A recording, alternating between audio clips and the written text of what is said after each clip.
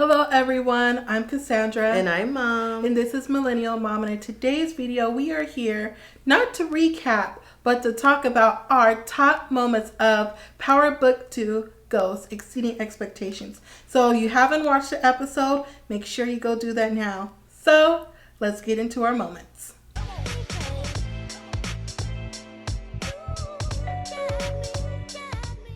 So our first top moment of this episode has to be Tyreeks' roommate, not Zeke, the other one, because I can never remember what his first name is.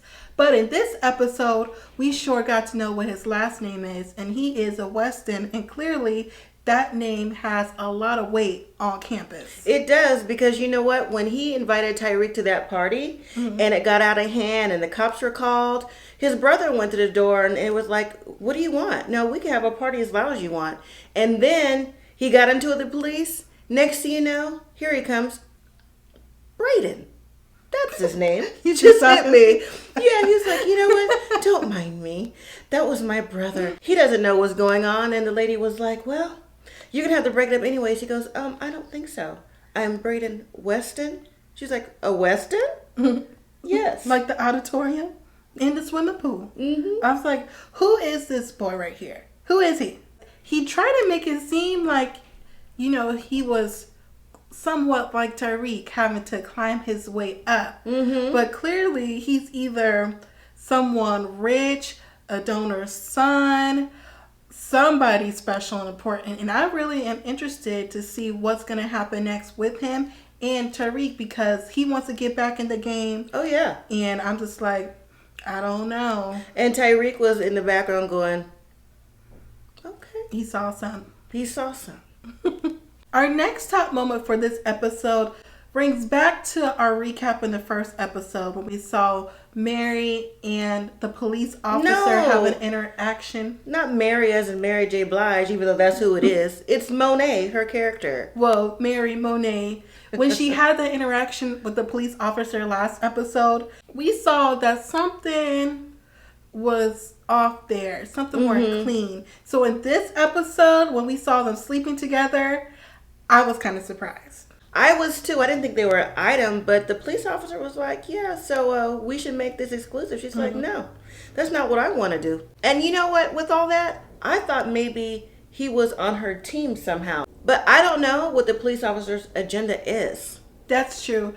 That's also going to tie into one of our next top moments. It was like a prelude within their dinner scene, because when Tyreek invited himself technically to Zeke's house for dinner, they were having a nice dinner at first. Everyone's there. But then the next thing we know, the uncle pops in out of nowhere. And everyone's like, Lorenzo, aren't you supposed to be in jail? Right, how'd you get out?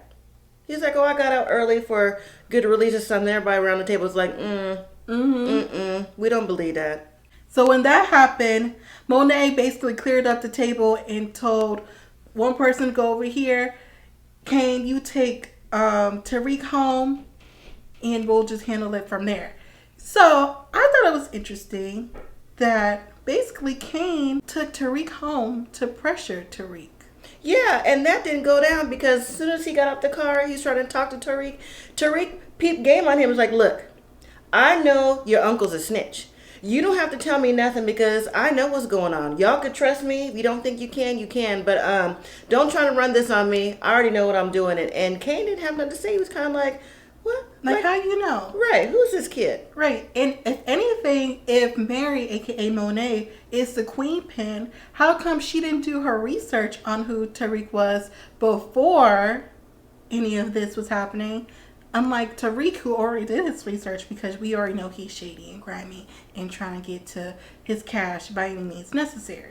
And also earlier at the dinner table, Monet caught how the uncle was talking to Lauren, saying how she was all filled out. Since they already had suspicion on like, why is he out early, she was basically going to pimp her own daughter out to the uncle to get some information.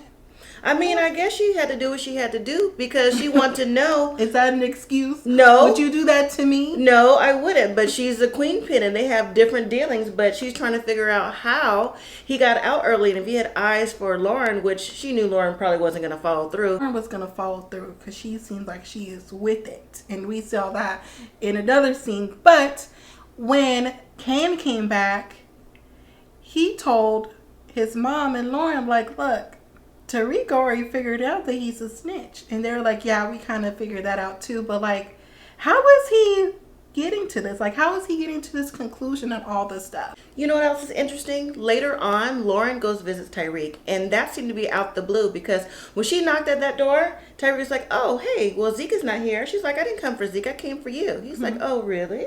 Well, come on in then. So when she came in, they had small talk. And to me, they've always been flirting with each other when they first met, right? Well, that was just last episode. That's true, but they're still trying to get cozy on the low. But a conversation came up with Tyreek asking Lauren, like, yeah, so your dad's in prison, right? Yeah. Do you think that he could get a connect to give my mom a message? And I was like, wow, a message already? Like, you don't even know them. But I guess, hey, maybe Tyreek figures Kane said something to somebody and maybe she's in on it too. I don't know. Of course, because Kane put the pressure on him when he was trying to drop him off or whatever. So he probably already has an inkling of what's going on.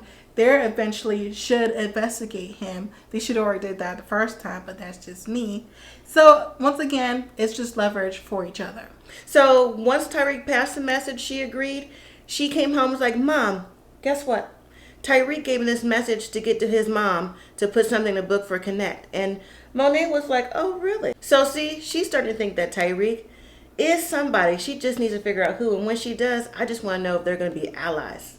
That's a good theory. They might be allies, but Tyreek's a little bit too dirty for me. I don't think he would find allies in too many people, if anybody around him, because he's kind of just like Ghost, if you ask me.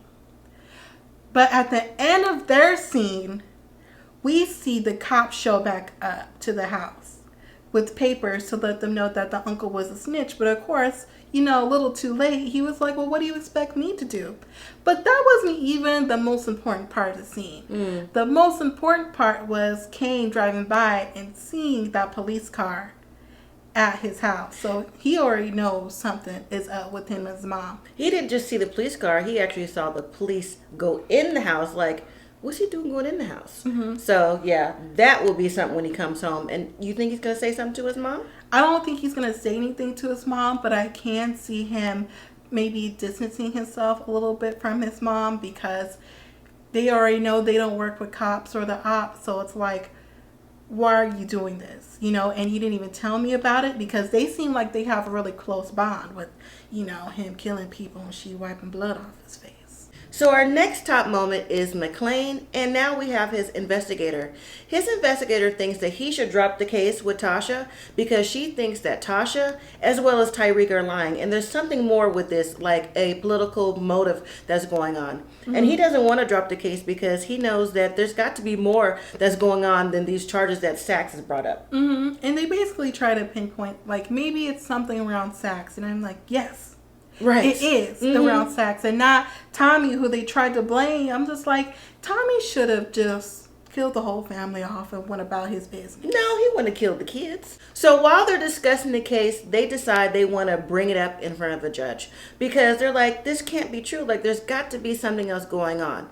So they request the meeting, and in the meeting is McLean, the investigator, Sachs, and the Democratic representative.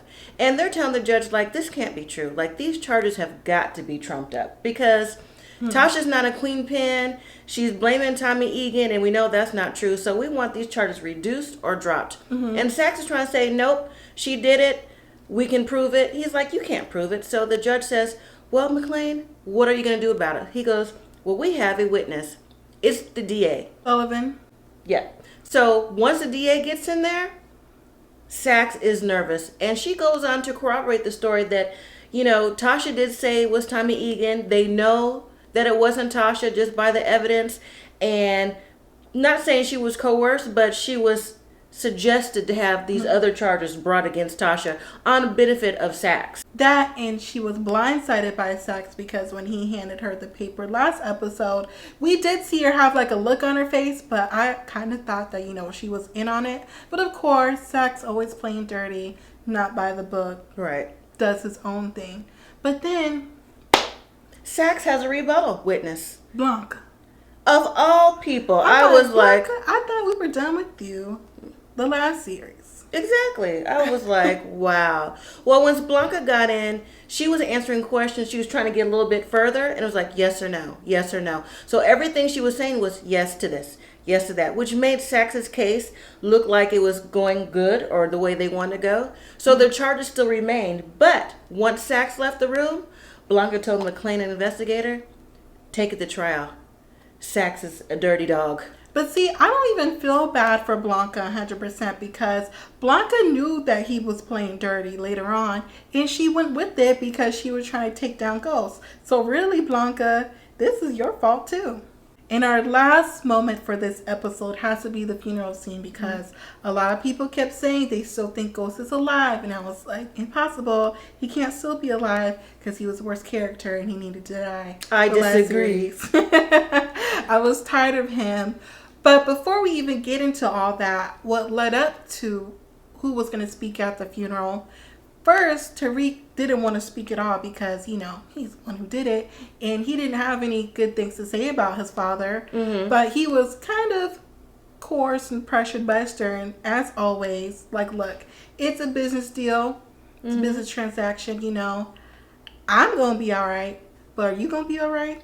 That's the main question. Yeah, and Tyreek struggled with that question, but at the end of the conversation, he decided he was going to do it. I think that Tyreek knows that, yes, you need to do this to continue on your education, and Stern is the benefactor of everything that's happening, and he needs to make a statement on behalf of his mom, because really his mom couldn't do it, so he's trying to be the man of the family. Well, that's when he went to go talk to his mom to ask about, like, should he do it, should he not do it, and she was like, just do whatever you feel is best. Because, your father is still your father, whether he was a great man or not. Mm-hmm. But then I thought it was interesting that McClain was actually going to have Tasha speak at the funeral to make it seem a little bit better, a little gag order on that.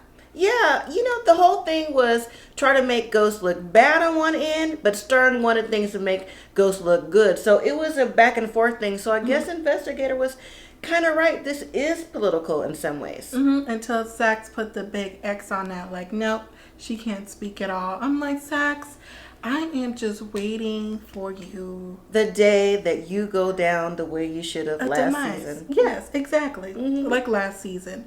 So then, out of all people we see at the funeral, were you surprised to see Councilman Tate? I was surprised. I was taken aback. Is it councilman still, or is he now governor?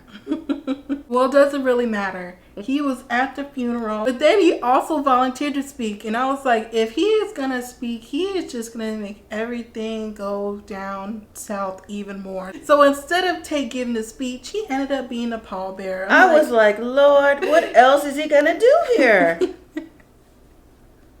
He was just doing everything. I'm just like, you don't even like this man. Why are you here? Political. It's political. The Democratic guy was there too. And when Tyreek gave the eulogy, I thought it was nice. It seemed like it was from the heart, but we all know Tyreek could turn it on when he needs to. So, did you believe the tears?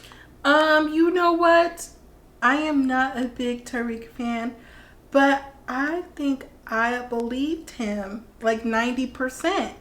Because I know deep down inside, ever since he did that thing with Raina, that there's always that what if with Tyreek. But I actually felt like it was sincere and from the heart because I can kind of see him regretting killing his father later on as the season progresses. All right, everyone. So those were our top moments from this episode. I believe we had 4 or 5, but this episode was actually a good episode today. I think so too. And you know what? I'm looking forward to how Monet's character progresses. In their family. Because I think she's the real Queen Pen. I think so too. So make sure you guys give this video a thumbs up. Make sure you share this video to other people who watch Power Book Ghosts too. And you become a subscriber to our channel. Thank you all for watching. And as always, live simply, be grateful.